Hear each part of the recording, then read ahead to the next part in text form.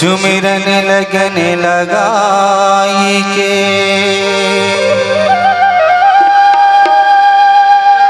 मुख से कछु नाही बोले, बाहर के पट बंदे कर अंतस के पट खो।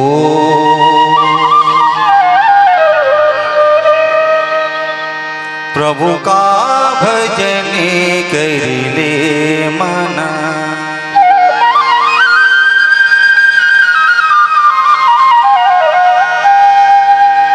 हरि का भजन कर ले मना।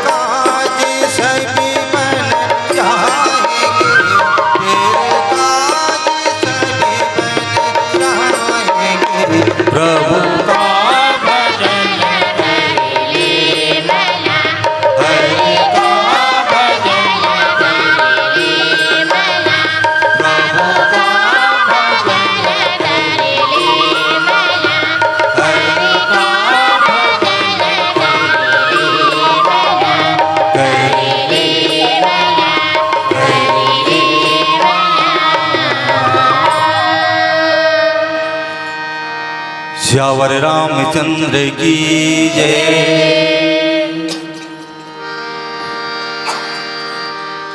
नमामि समीशान निर्वाण रूपम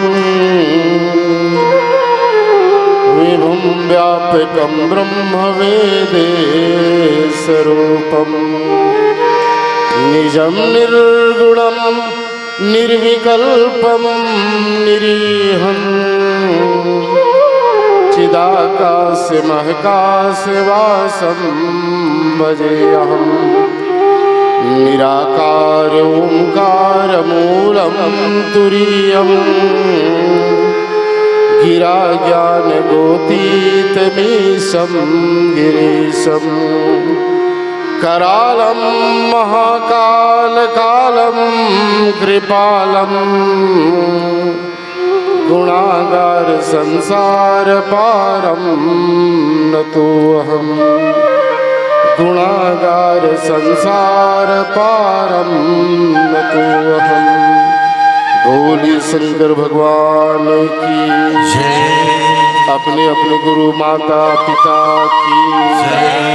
गोसाई तुलसीदास महाराज की जय।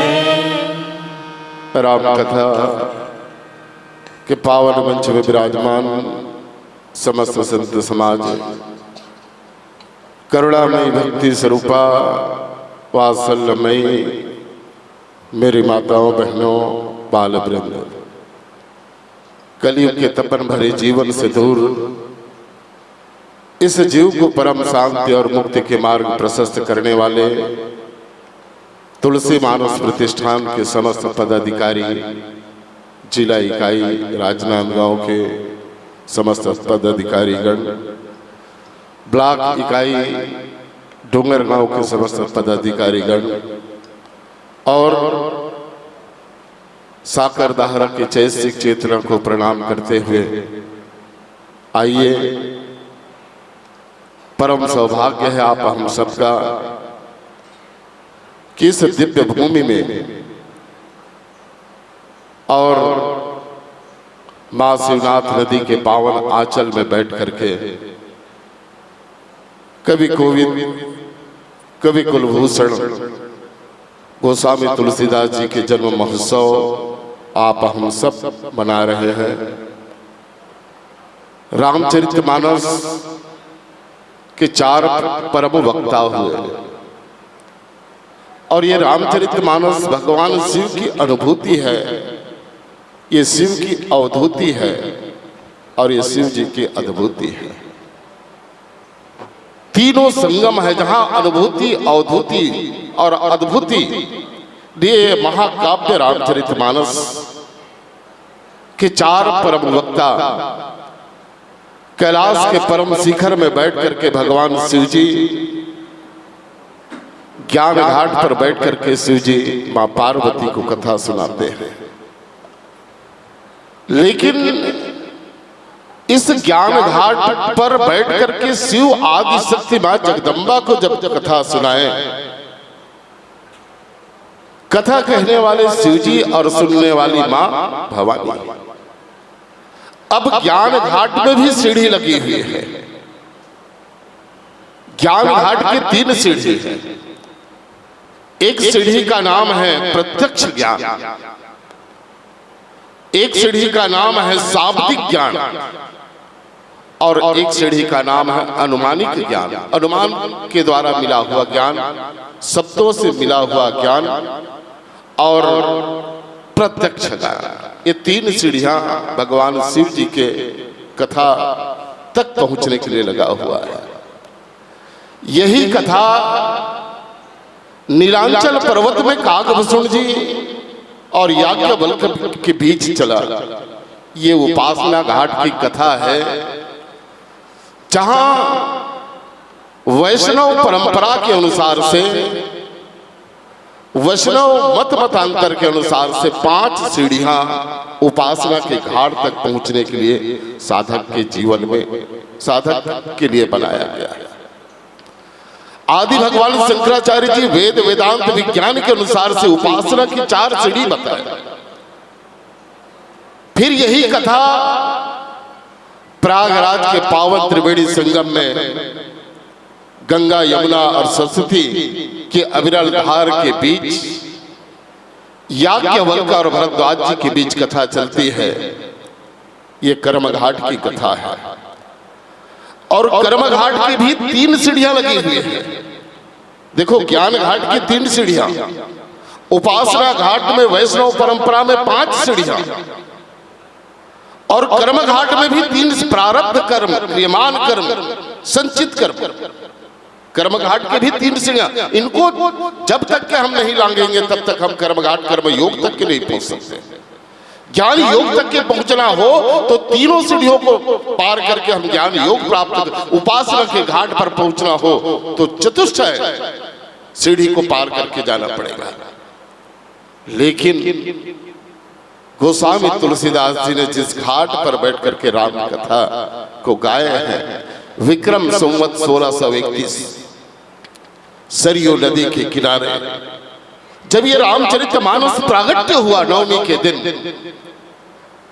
जिस समय भगवान राम त्रेता युग में योग लगन ग्रह बार तिथि सकल भय अनुकूल चर और अचर हर्ष चित राम जन्म सुख मूल, वही परिस्थितियां विक्रम संवत 1631 में अयोध्या के सरयू नदी के पावन तट पर जब ये राम कथा प्रकट हुआ, सब अनुकूल हो गए।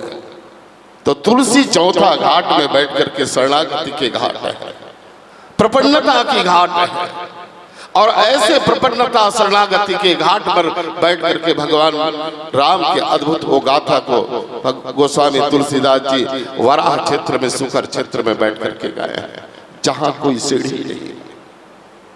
देखो, सब में शर्त है।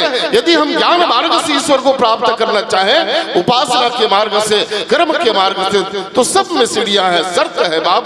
लेकिन यदि हमको शरणागति के भाव से यदि ईश्वर का भजन करना हो, परमात्मा के नाम का स्मरण करना हो, तो आइए तुलसी के, और तुलसी ने कहा भी है, कवि न हो मैं चतुर कहा।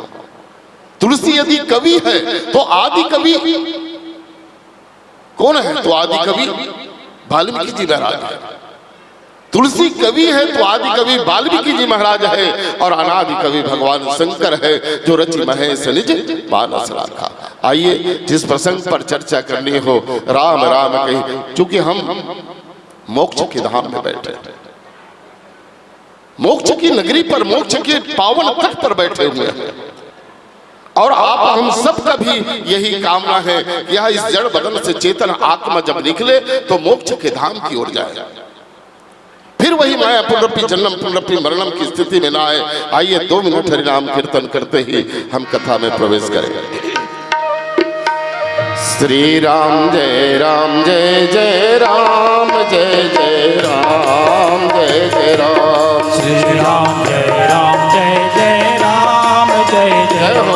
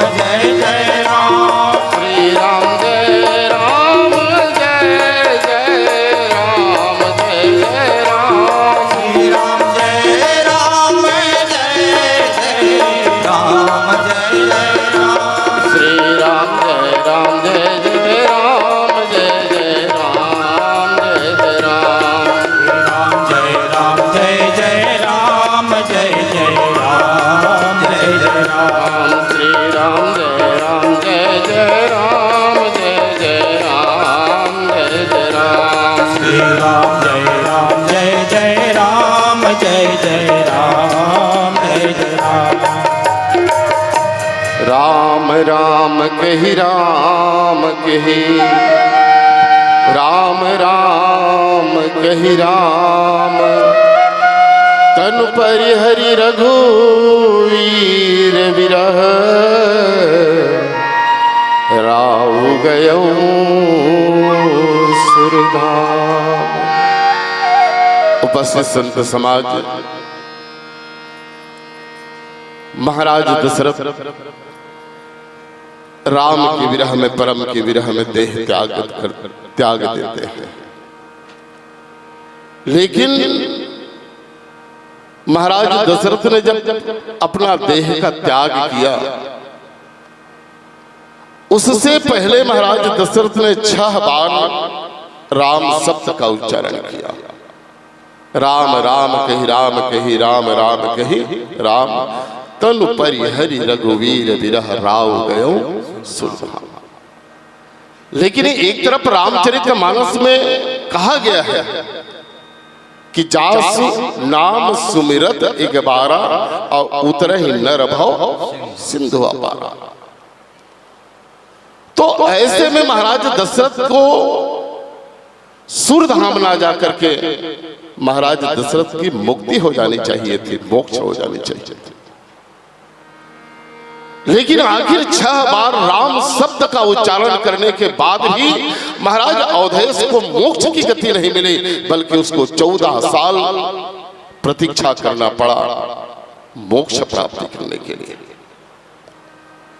आखिर ये प्रसंग विचार मांगता है कि जिसके गोद में ब्रह्म खेले हैं, निर्गुण निराकार ब्रह्म, सो अज प्रेम भगत बस कौशल्या के गोद।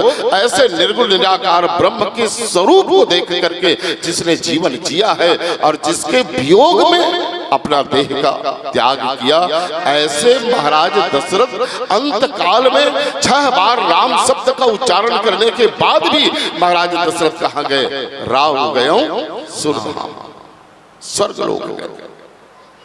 महाराज दशरथ की मुक्ति नहीं हुई। और महाराज दशरथ की मुक्ति नहीं होना रामचरितमानस में के विचार मांगता है कि आखिर महाराज दशरथ जिसको कहा गया कि राम के प्रति बंधु अवध भुवाल सत्य प्रेम जही राम पद, और बिचुरत दीन दयाल प्रिय तनु तृण इव परिहरियु। ऐसे महाराज दशरथ को मोक्ष के लिए 14 साल प्रतीक्षा करना पड़ा। और सबसे बड़ी बात, बाप मोक्ष की बात करते हैं। मोक्ष है क्या? तात स्वर्ग अपवर्ग सुख। अपवर्ग अर्थात दुख और सुख दोनों से परे जिसका भाव हो उसी का नाम मोक्ष है। गीता में भगवान कृष्ण ने अर्जुन को उपदेश देते हुए कहा कि अर्जुन, मोक्ष की दशा क्या है? अदेष्टा सर्वभूता नाम मैत्रः करुण एव च निर्ममो निरहंकार समदुख सुखा क्षमे। जहां जीव सुख और दुख से परे हो जाए, क्योंकि हमारी आत्मा सुख और दुख का विषय नहीं है। हमारी आत्मा एकदम निर्लिप्त है। सुख और दुख का कहीं पर भी विषय आत्मा को ग्रसित नहीं कर सकता। आत्मा निर्लिप्त है, सुख और दुख के विषय से परे है। लेकिन मोक्ष की दशा वह है जहां आदेष्टा सर्वभूता नाम मैत्रः करुण एव च निर्ममो निरहंकार दुख सुख सब दुख सुख। जहां सुख दुख हानि लाभ जीवन मरण से ऊपर की गति है मोक्ष। और यही मोक्ष की प्राप्ति के लिए महाराज दशरथ को 14 साल प्रतीक्षा करना। आखिर क्यों? जिस महाराज दशरथ ने सत्य प्रेम किया था और जिस महाराज दशरथ ने जाना था कि जाकर जन्म के समय, भगवान राम के जन्म के समय महाराज दशरथ प्रमाण देते हैं, जाकर नाम सुनत शुभ होई मोरे गृह आवा प्रभु सोई। जिसके नाम के स्मरण करने से जीवन शुभ हो जाए, ऐसे परमात्मा, ऐसे परम तत्व मेरे घर बेटा बनकर के आया है। ईश्वर की ईश्वरत्व तत्व को महाराज दशरथ जानते थे। लेकिन महाराज दशरथ ने वरदान मांगा क्या? सुत विषयक तब पद रति। उसने पुत्रवत प्रेम मांगा और यही पुत्रवत प्रेम महाराज दशरथ के मोक्ष में बाधा बन गया। क्योंकि हम जगत में प्रेम करते हैं, ईश्वर से प्रेम करते हैं तो भय और लोभ से प्रेम करते हैं।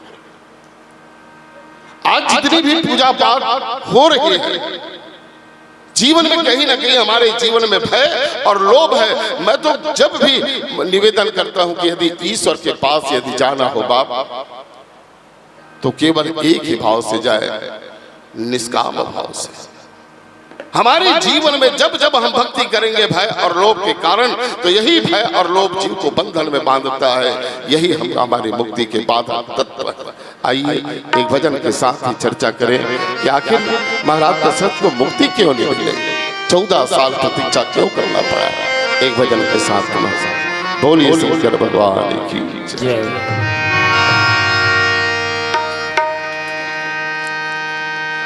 श्यावर रामचंद्र की जय। राम नाम यदि मीठा है, कोई गा के देख ले।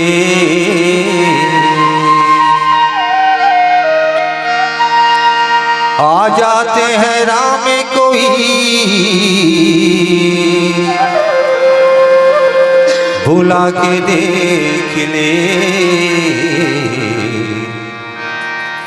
आ जाते हैं राम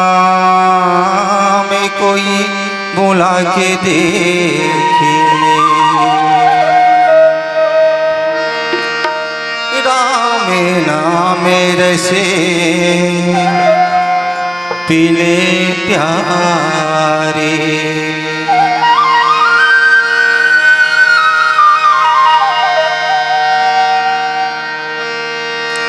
राम नाम रस पीले प्यारे। प्यास तेरी आएगी, राम नाम रस पीले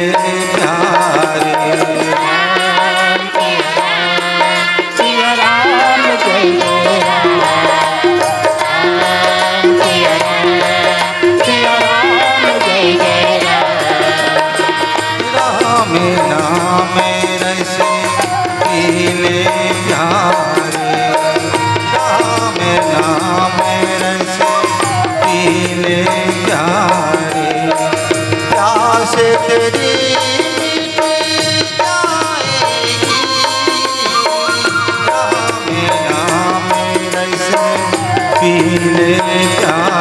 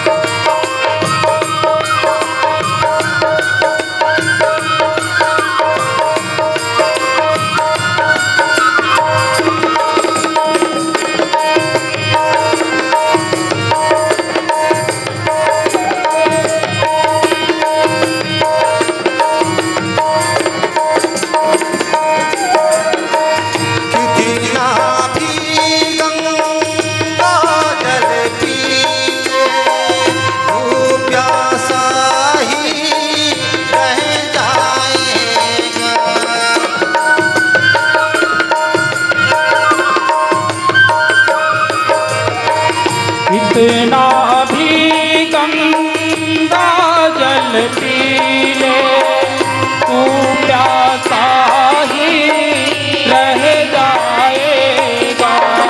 प्यासे मन को कुछ भी दे दे, शांति कभी ना मिल पाएगा।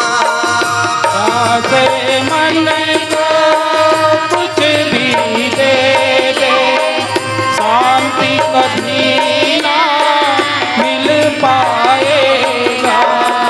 राम भजन में लगे जा प्यारे, राम भजन में लगे जा प्यारे। शांति तुझे मिल जाएगी, राम भजन में लगे जा प्यारे।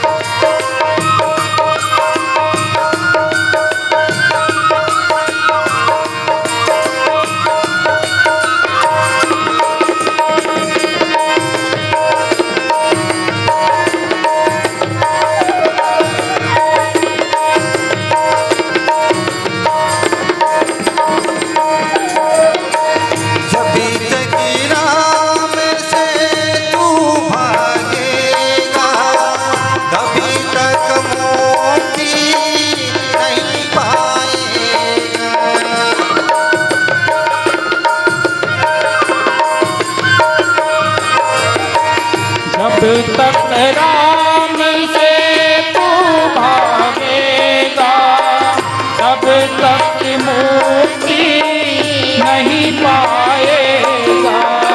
कुछ ना कुछ बन कर धरती पर बारी बारी आए जाएगा।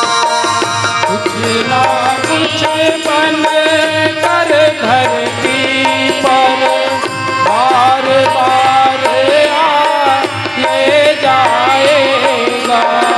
राम भजन में लगे जा प्यारे, राम भजन में लगे जा प्यारे, मोती तुझे मिल जाएगी। राम भजन में लगे जा प्यारे। सिया राम जय जय राम, सिया राम जय जय राम नाम रस पीले प्यारे, राम नाम रस पीले प्यारे, आस तेरी मिट जाएगी। राम नाम रस पीले प्यारे।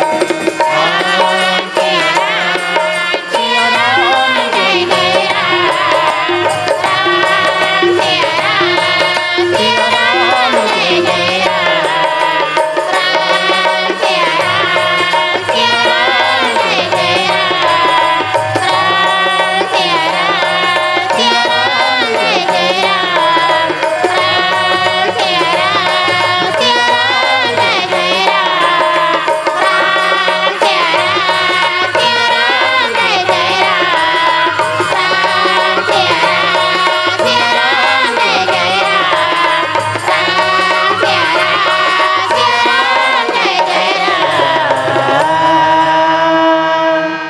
श्यावर रामचंद्र की जय।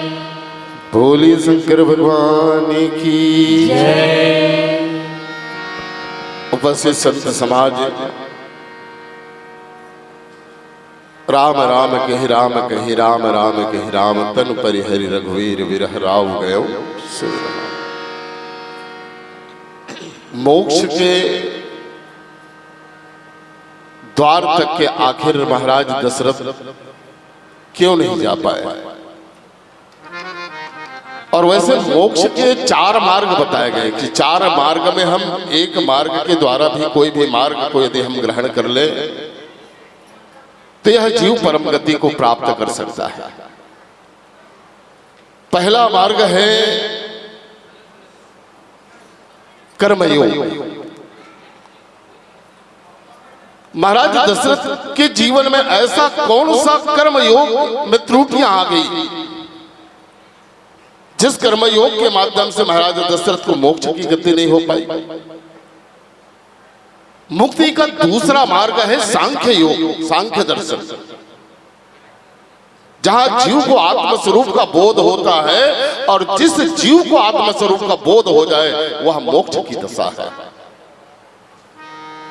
तीसरा मार्ग है भक्ति मार्ग, भक्ति योग। तो ज्ञान योग, भक्ति योग, कर्म योग, सांख्य योग, इन चारों योगों में ऐसा कौन सा त्रुटि हो गया कि महाराज दशरथ को मोक्ष ना मिल करके सुरधाम गए? और सुरधाम का मतलब है बाप देवलोक का मतलब है, स्वर्गलोक का मतलब है कि किए हुए पुण्य यदि हम जीवन में यदि सत्य कर्म करें, कर्मण्यः सुकृतस्याः सात्विकम निर्मलम फलम, जीवन में यदि सात्विक कर्म हो तो सात्विक कर्म का फल होता है स्वर्ग, और जीवन में यदि बुरे कर्म हो तो बुरे कर्म का होता है फल नरक। लेकिन ये स्वर्ग और नरक, पुण्य और पाप कर्म, दोनों कर्म ही बंधन कारक है, विचार करने लायक है। तो क्या हम पुण्य करना बंद कर दें? यदि पुण्य कर्म भी यदि बंधन कारक है, और आप सब मतलब मालूम है मरमातारी हो कि आदमी जब स्वर्ग जाते नहीं तो स्वर्ग में अपन पुण्य के पूरा भोग भोग करके पुनः ये धरती में आते। नरक जाते ना तो नरक में जाकर के पाप कर्म के पूरा भोग करके फिर ये धरती में आते। तो स्वर्ग और नरक, पाप और पुण्य दोनों कर्म बंधन कारक कर्म है। इसलिए कर्म ऐसा हो, अहंकार विमूढ़ आत्मा करता अहम इति मन्यते। अर्जुन को कहा, अर्जुन कर्म करो लेकिन अहंकार भाव से, कर्तापन के भाव से कर्म मत करो। कर्म कैसे हो? जहां ममता और अहंता से रहित जीव जब कर्म करे, ऐसे कर्म ही जीव को मोक्ष प्रदान करता है। अब बात चर्चा ये चल रही थी कि महाराज दशरथ को मोक्ष की गति क्यों नहीं मिली। जो 4-5 प्रकार के सालोक्य मुक्ति, सारूप्य मुक्ति, सामीप्य मुक्ति, सायुज्य मुक्ति, सारिष्ट मुक्ति, ये 5 प्रकार की मुक्ति में ऐसा कौन सा मुक्ति जिसको नहीं मिला महाराज दशरथ? एक भी मुक्ति तो नहीं मिला।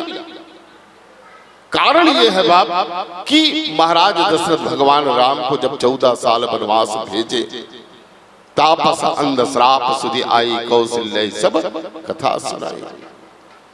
मृत्यु के समय महाराज दशरथ को अंधी अंधा के श्राप, श्रवण बालक के माता पिता के श्राप उसको नजर में दिखने लगा।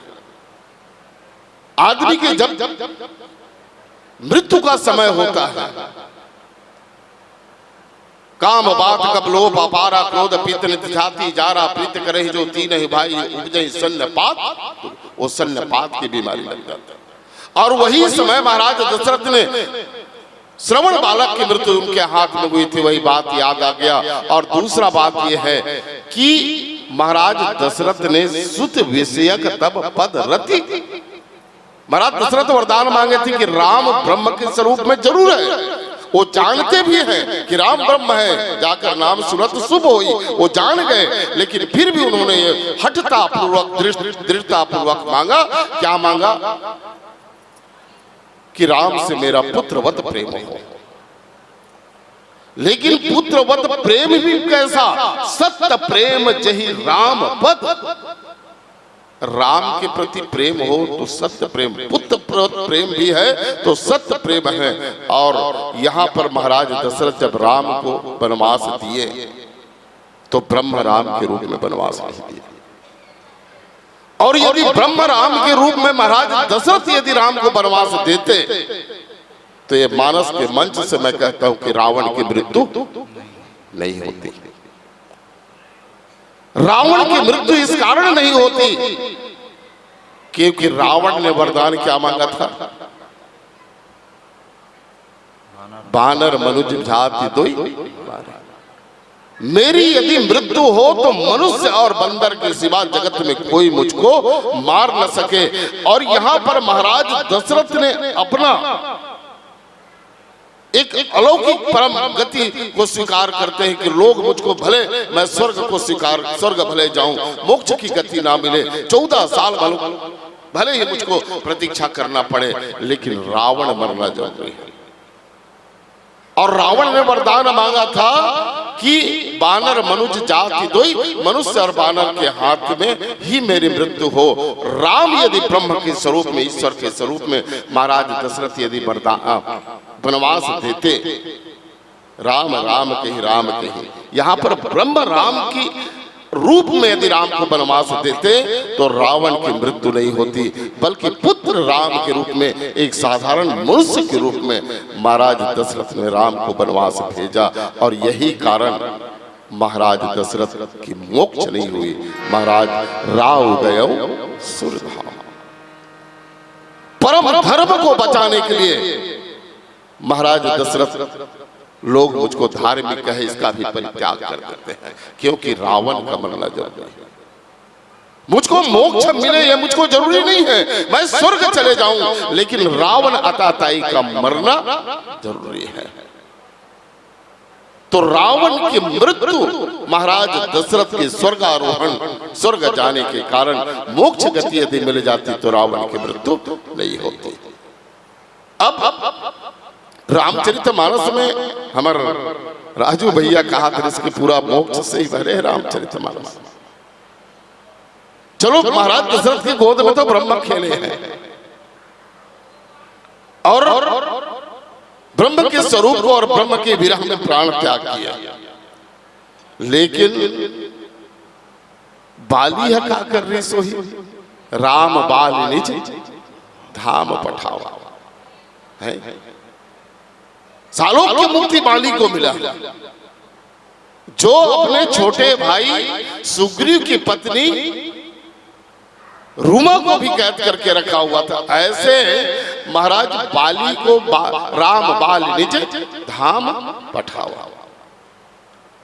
लेकिन देखो यहां पर बाली भी जानता है धर्म क्या है, लेकिन धर्म पर वो काम नहीं कर रहे थे, अधर्म पर वो काम कर रहे थे।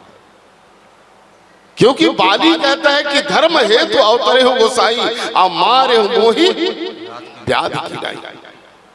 मैंने बाली धर्म को जानता था, लेकिन बाली के जीवन में जब भगवान ने बाण छोड़ा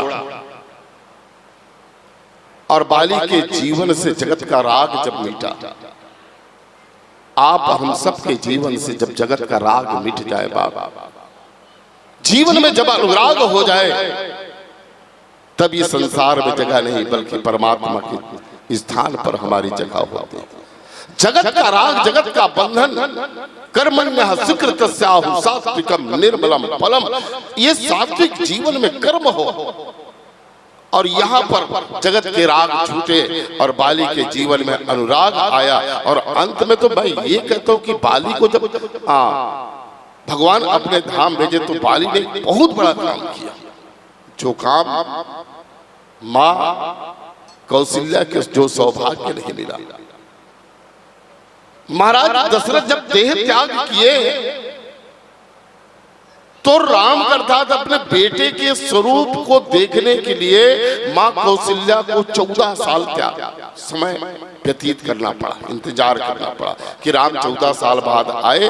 तब मां कौशल्या ने राम के स्वरूप का दर्शन किया दशरथ की मृत्यु के बाद। लेकिन बाली के मृत्यु के बाद तुरंत बाली की पत्नी उसकी सौभाग्य देखे कि तुरंत राम का वो दर्शन महाराज बाली मृत्यु के पहले करवाते हैं। यह तनय मम सम विनय बल, ये मेरा बेटा अंगद, ये मेरी पत्नी कल्याण पद प्रभु ली जय गही बाह सुर नर नाह आपन दास अंगद की जय। ये मेरा अंगद, मेरा बेटा, इसको आप इसके बाह पकड़ लो। अंगद को नहीं कहा कि बेटा तुम राम के बाह पकड़ो, क्योंकि भगवान के बाह पकड़ोगे तो छूट जाने का भय है। भगवान को कहा कि प्रभु आप अंगद के हाथ पकड़ लो, और आप अंगद के हाथ पकड़ लोगे तो अंगद कभी इधर उधर भागने वाला नहीं है। वो अपने पत्नी को, अपने बेटे को भगवान को समर्पित करके बाली जगत के राग का त्याग करके परम धाम को प्राप्त करते हैं। तो सालोक्य मुक्ति भगवान के लोक में जाना, सामीप्य। लेकिन राम कथा में हम चर्चा कर रहे थे कि महाराज दशरथ ने 6 बार कहा, लेकिन जासु नाम सुमिरत एक बार उतरई नर भव सिंधु पार। कौन हरे रामचरितमानस में जे एक बार की सो ये संसार ने तर कर कैसे राजू भाई, ये रामचरितमानस में कोई तो ही जो एक बार की सो तर गए। और वो पात्र है रावण। कहा राम रण हतहु प्रचारी। रावण कभी राम शब्द का उपयोग नहीं किया था अपने जीवन काल में, लेकिन युद्ध के रणांगण में जब व्याकुल हो गए, शरीर सिर हाथ पैर कटने लगे और एक क्षण के लिए वही समय रावण ने कहा कहां राम रण हतहु प्रचारी। रावण के मुख से एक बार राम शब्द निकला और रावण को सायुज्य मुक्ति मिल गई। रावण के आत्म तत्व भगवान के श्रीमुख में जाकर के समाहित हो गया। तो सालोक्य सामीप्य सायुज्य सारिष्टि ये 5 प्रकार की मुक्ति। लेकिन रामचरितमानस में एक अद्भुत भक्त है श्री भरत जी, जो 5 प्रकार के मुक्ति को एक किनारे कर देते हैं। अर्थ न धर्म न काम रुचि गति न चाहो, निर्वाण और जन्म जन्म रति राम पद। ना मुझको मोक्ष की जरूरत है, तुमने क्या मांगा? जन्म जन्म रति राम पद। और रति का मतलब होता है परम के विरह का तड़प। महाराज भरत जी ने मोक्ष नहीं मांगा, धर्म नहीं मांगा, अर्थ नहीं मांगा, काम नहीं मांगा। उन्होंने मांगा कि मैं जन्म जन्म रति, रति शब्द का उपयोग किया। और कई हमारे जैसे अड़ा छाप टीकाकार बन कभू कभू कही देता कि भरत जी काम नहीं मांगी, सिर्फ ओकर काम की पत्नी रति न मांगी। रति का मतलब है परम की विरह की तड़प। अब परम के विरह की तड़प का होते बुरमातारी भगवान के मंदिर है शिवनाथ नदी के किनारे, साक्षात भगवान राम और हनुमान जी वहां प्रकट है। पहली क्रम में हनुमान जी, दूसरा क्रम में राम। अब भरत ल पूछे जाए कि भरत ते हनुमान ल पहली देखबे कि राम ल पहली देखना चाहता, या हनुमान ल पहली पाना चाहता कि राम ल पहली पाना चाहता? भरत कहते ना मैं राम ल पाना चाहता, ना मैं हनुमान ल पाना चाहता। तो मैं राम और हनुमान की विरह की तड़प, और एक बात, विरह की तड़प मेरे जीवन में उत्पन्न हो, वो व्याकुलता हो, और जिस व्याकुलता के कारण ये जीव परम मोक्ष की दशा से भी ऊपर की दशा में पहुंच जाए। भरत ने मोक्ष नहीं मांगा, परम की विरह की तड़प मांगा। और विरह है क्या? नारद सूत्र में नारद जी ने जब प्रश्न पूछा पितामह ब्रह्मा जी से, को तपः,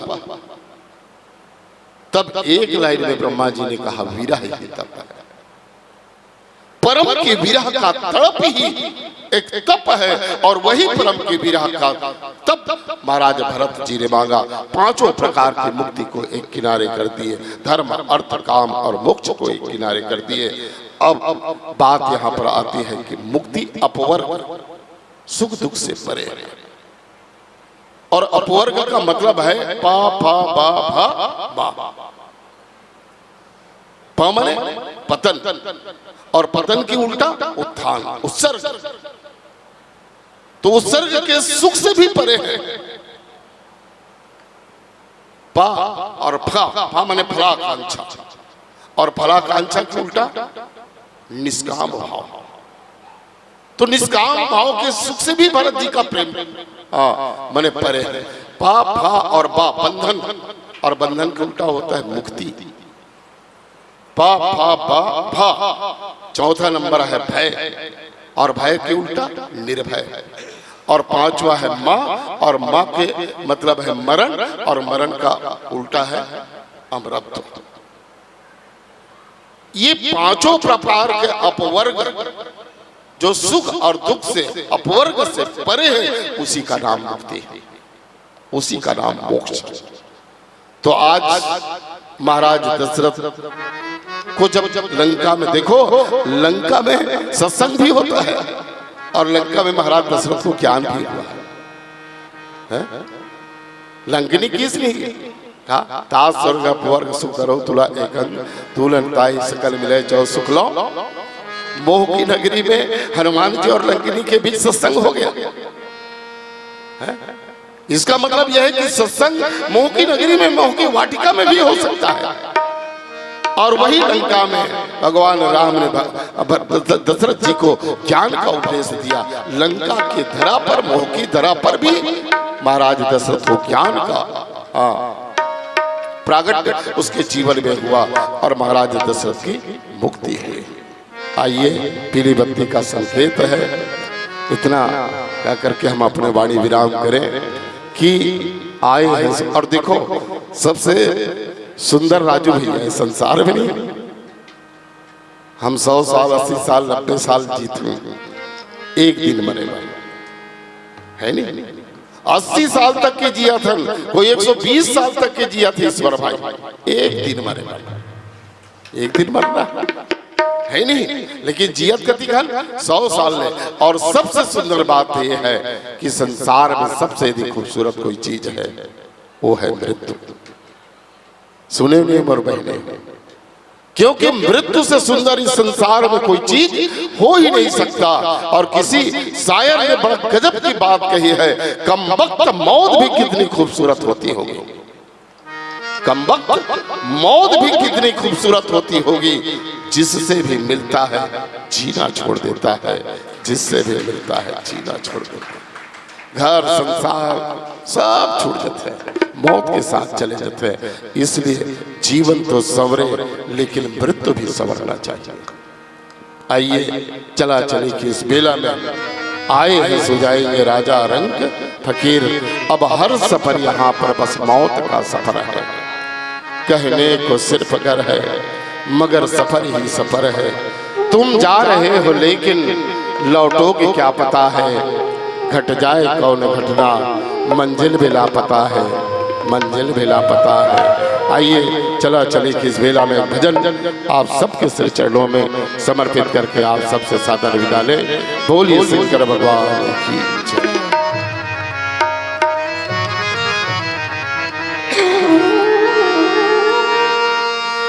चलती चलती देखी के धिया कबीरा रो, दो पाटन के बीच में साबुत बचाना को, 2 दिन का जग में मेला सब चला चली का खेला, 2 दिन का जग में मेला सब चला चली का खेला, 2 दिन का जग में मेला सब चला चली का खेला, 2 दिन का जग में मेला सब चला चली का खेला, 2 दिन का जग में मेला सब चला चली का खेला, 2 दिन का जग में मेला सब चला चली का खेला, 2 दिन का जग में मेला सब चला चली का खेला, 2 दिन का जग में मेला सब चला चली का खेला।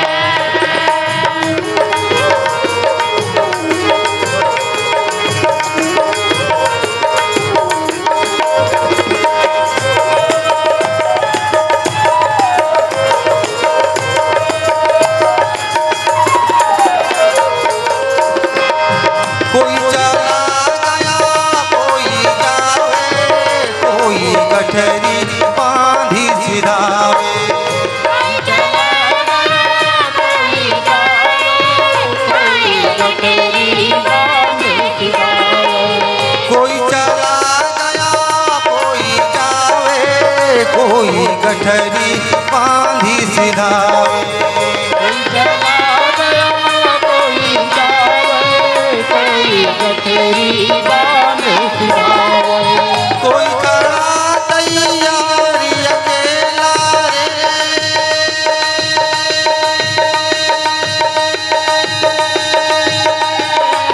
कोई करा तैयारी अकेला, चली का खेला रे खेला रे, 2 दिन का जग में मेला सब चला चली का खेला, 2 दिन का जग में मेला सब चला चली का खेला।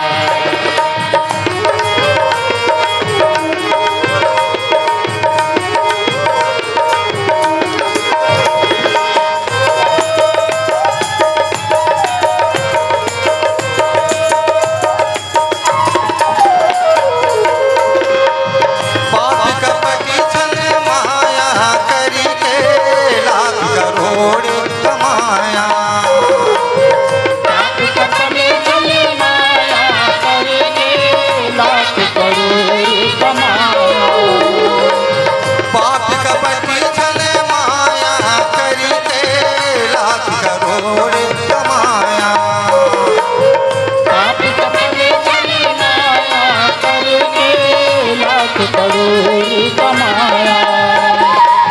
संग चले नाई की अधेला रे,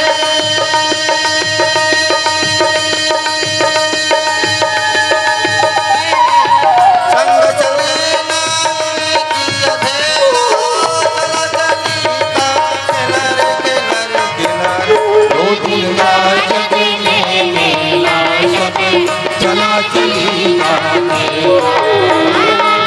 दो दिन का जग में मेला सब चला चली का खेला, चला चली का खेला, चला चली का खेला, चला चली का खेला, चला चली का खेला। सियावर राम चंद्र की जय।